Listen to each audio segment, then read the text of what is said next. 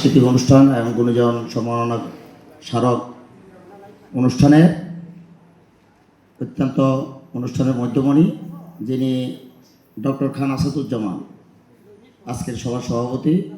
তিনি print media জগতের একজন অন্যতম সম্পাদক, প্রকাশক এবং সংগঠক। তিনি নিজে একজন গুণী শিল্পী, নানা গুণে গুণান্বিত আমাদের আজকের মধ্যমণি ডক্টর খান আসাদুজ্জামান। আমার তার একজন সহযাত্রী হিসাবে আমি বিভিন্ন সময় বিভিন্ন প্রোগ্রামে কাজ করি এবং অনুষ্ঠানের তিনি প্রধান অতিথি হিসেবে আছে আমাদের Bangladesh Malaysia chamber of commerce and industry.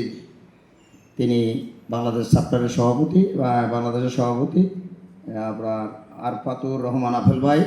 তিনি গুলশান ক্লাবেরও ডাইরেক্টর, বিভিন্ন সমাজসেবক উপস্থিত। যিনি মঞ্চে হিসাবে অনেক গুণীজন ব্যক্তি আছে, বাংলাদেশ সাংবাদিক পরিষদের চেয়ারম্যান, আমাদের সকলের শ্রদ্ধেয় বন্ধু আপনার সাবির আহমদ রনি আছেন, বিবিএন নিউজের কর্ণধার শফিকুর রহমান আছেন, ইতিমধ্যে বক্তব্য রেখেছেন জ্যাকসন ফারুক, ইকবাল হায়দার ভাই, আমাদের মাহমুদুর রহমান মিল্কি ভাই আছে এবং যিনি প্রিন্স আলমগীর, বাংলাদেশের একটি নাম, সম্ভবত 18 কোটি বাঙালির না, পৃথিবীতে 35 থেকে 40 কোটি বাঙালির মধ্যে একটি নাম প্রিন্স আলমগীর। তিনি সঙ্গীত জগতের একজন বিশিষ্ট সঙ্গীত সেবক এবং বাড়ি স্মৃতি পরিষদের প্রতিষ্ঠাতা, আমাদের সকলের প্রিয় প্রিন্স আলমগীর ভাই।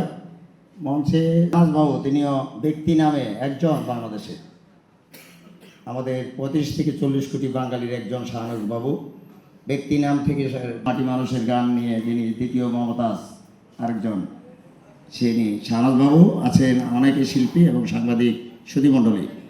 আজকে আনন্দের বিষয়, আমার পূর্ববর্তী বক্তা বলে গেছে বাংলাদেশ স্বরলিপি সাংস্কৃতিক শিল্পগোষ্ঠী, যিনি বলেছেন যে ফ্রান্স থেকে এটা বাংলাদেশ চ্যাপ্টার, সারা পৃথিবীতে স্বরলিপি সাংস্কৃতিক গোষ্ঠী। তো আমরা আশা করি যে স্বরলিপি সাংস্কৃতিক শিল্পগোষ্ঠী বাংলাদেশ চ্যাপ্টারের যে কার্যক্রম, এটা যেভাবে আজকের অনুষ্ঠানের মধ্যে দিয়ে বিগত অনুষ্ঠান, এটা সারা বাংলাদেশেই নয়, আমাদের সারা পৃথিবীতে স্বরলিপি অত্যন্ত একটা গুরুত্বপূর্ণ বিষয়।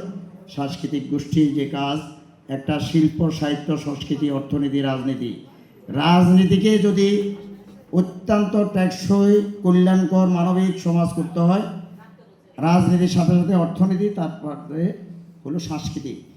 একটা জাতি তখনই সম্পন্ন হয় এবং বিশ্বের ইতিহাসে একবারে উচ্চশিক্ষার উন্নয়নের শুধু না, শিক্ষায়, দীক্ষায়, সংস্কৃতিতে, অর্থনীতিতে এবং অসাম্প্রদায়িক, কল্যাণকর, মানবিক রাষ্ট্র সমাজ পৃথিবীতে যদি ওই দেশগুলোই আজকে সারা পৃথিবীতে আমাদের সকলের জন্য একটা অনুকরণীয়, সেখানে তাদের অর্থনৈতিকভাবে তারা স্বাবলম্বী এবং রাজনৈতিকভাবে তারা স্বাবলম্বী, সাথে সাথে সাংস্কৃতিক চর্চার মাধ্যমে সারা পৃথিবীতে তারা অনুকরণীয় হয়ে থাকে এবং ওই গোষ্ঠীগুলোকে কখনো বিদেশি যে পরাশক্তি